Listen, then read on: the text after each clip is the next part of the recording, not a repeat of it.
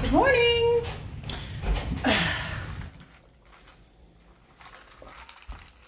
You know what I realized is Facebook does not tell me who's on all the time, and it also does not display the comments while I'm talking, and that's such a bummer. Hey, long time no see. Yeah, there, I finally read a comment. It's weird, like, because I look back on the videos sometimes, and I see that people commented. Good morning, Marlene. They see that people commented, and I didn't see it while I was live, although they did comment while I was live. Weird. So I hope everyone's having a good day today. Happy Tuesday. We're going to talk about insulin resistance today. I did a good amount of research on this, so let's dive right in. Let's talk about what insulin is first, so everybody understands what we're talking about, why we're talking about it, and how this pertains to you and your journey. Okay, so insulin is a hormone that allows glucose to enter your cells. Okay, it's produced by the pancreas. And insulin is released when we eat certain foods, not just sugar and carbs. You do get an insulin rise with protein too. It's mild, but it does happen. So insulin is this vehicle in which it will take the energy from your food and put it into your cells. It's like a key. It unlocks your cell and puts it in there, okay?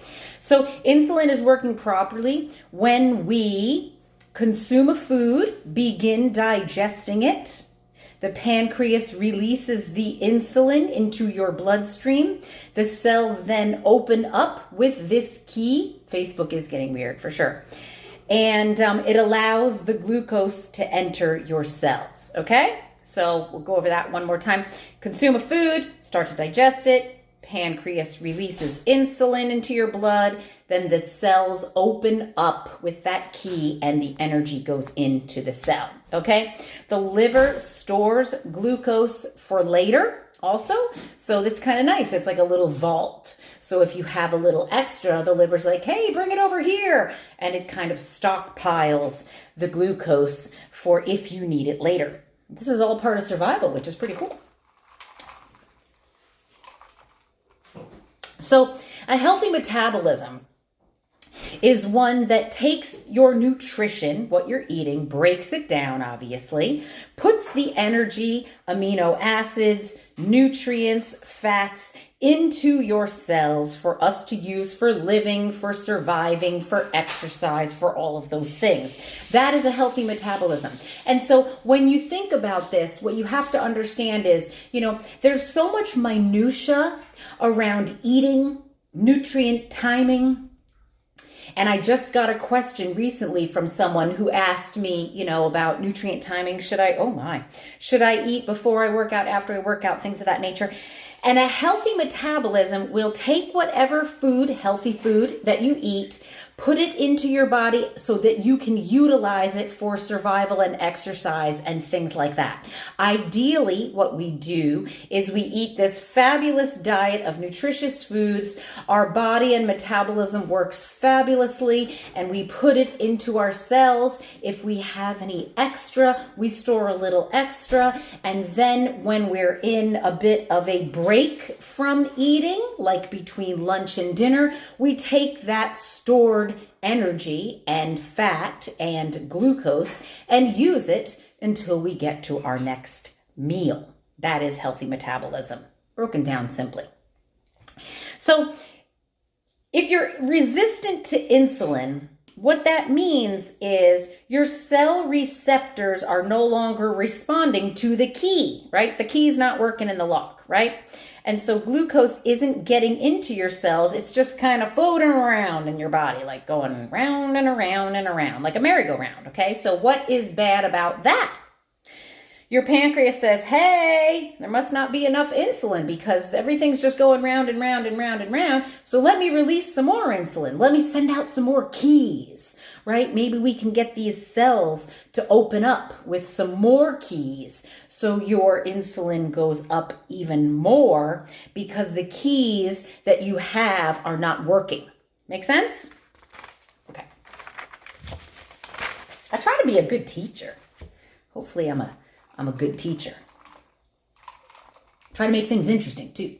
So all this insulin's going round and round, lots of glucose swimming around in the bloodstream, and this tells the liver, okay, so since none of these keys are working, and we sent out extra keys, and the keys are also not working, then that must mean that your cells are full, even if they're not.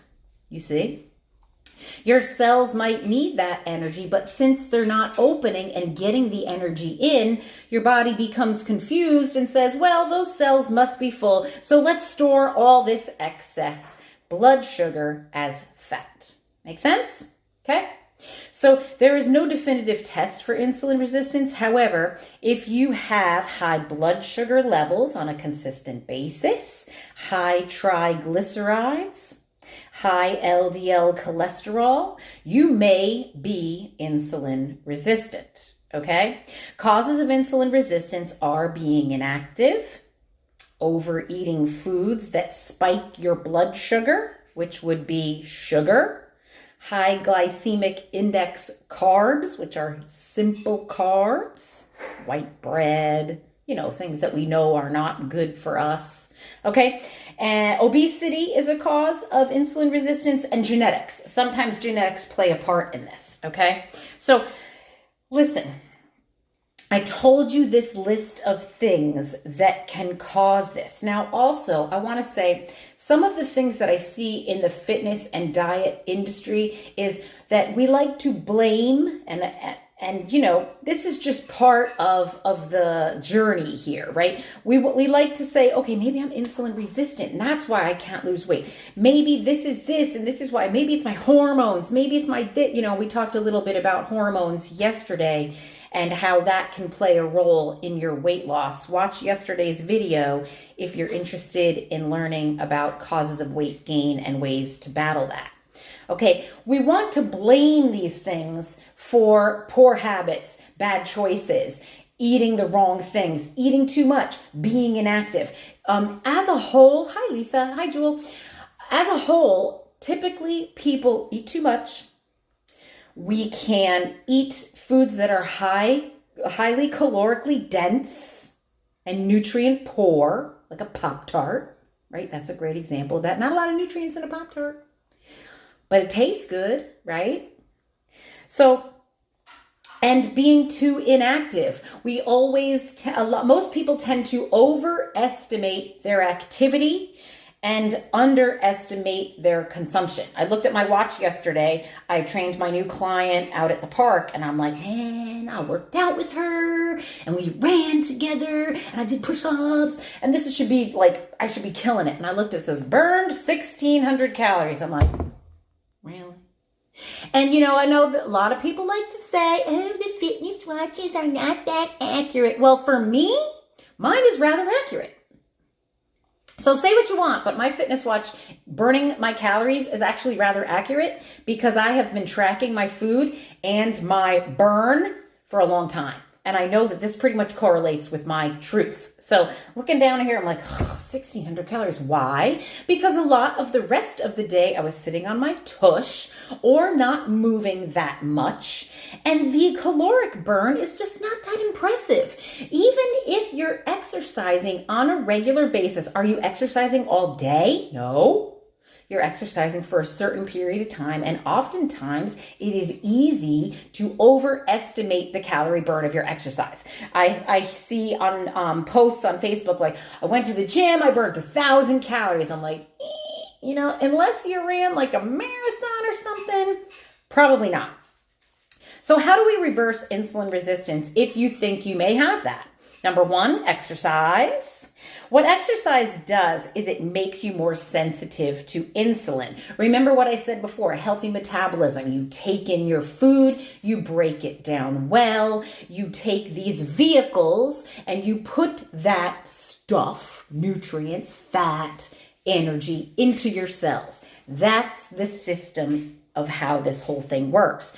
Blood sugar goes into your cells. You exercise, the blood sugar is burned. So we want sugars and fats going in and then out, in and then out, not just in, okay? So yesterday, let's say I ate some cereal. Okay, I didn't, but let's just use this hypothetically. I ate some cereal after I worked out, and then, I was hanging out with my daughter on the couch. She was saying, "Mom, be with me and hold my hand and let me talk to you about my day." Isn't that awesome?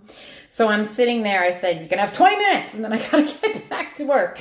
So I sat with her, held her hand for 20 minutes, and suppose it was right after I ate my cereal. Food comes in, the energy goes to the cell, and now I'm sitting there and I'm not burning any of that energy.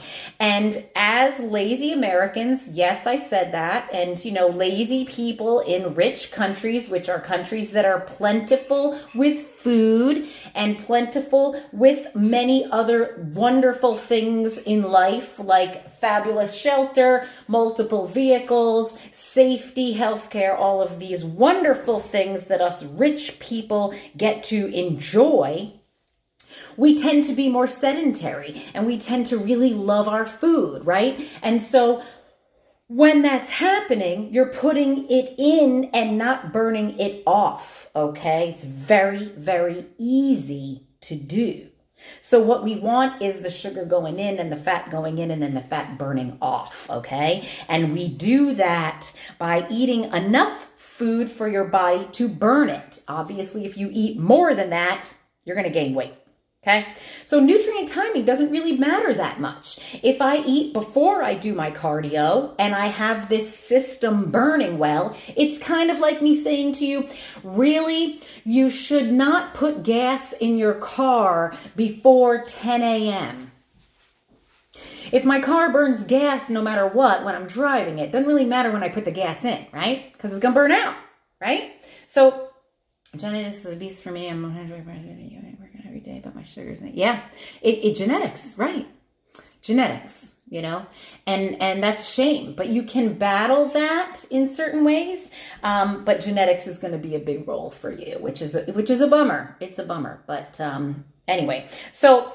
That's what we want. We want a healthy metabolism. So it doesn't matter when you put gas in your car because your car's going to burn that gas off. If I eat before I do cardio, I burn that while I'm doing my cardio. If I don't eat before I do my cardio, I will burn the stored energy. All right. My liver will send out some blood sugar for me to not feel faint, when I'm doing my thing. And then it just gets filled back up when I eat. So it doesn't really matter as long as you're not overeating and as long as you have a healthy system putting the stuff in and burning the stuff off. Number 2, avoid eating sugar, spiking foods, gummy bears, pastries, cinnamon rolls. We got some cinnamon rolls from IKEA.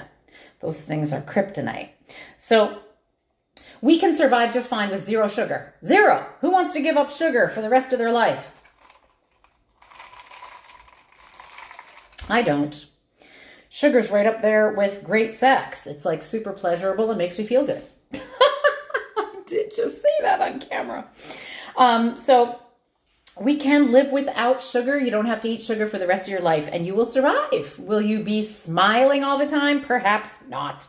But you can survive without it. So carbs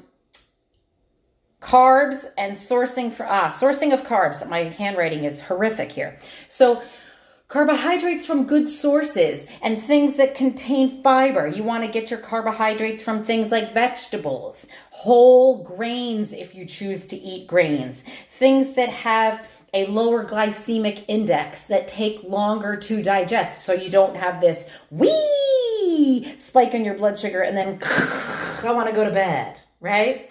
Okay, we want to avoid these big hills and valleys of energy by eating carbohydrates and things that have blood sugar in them from good sources, right? Foods that contain fiber take longer to digest, plus you will be satiated feeling full for longer. So that's good stuff.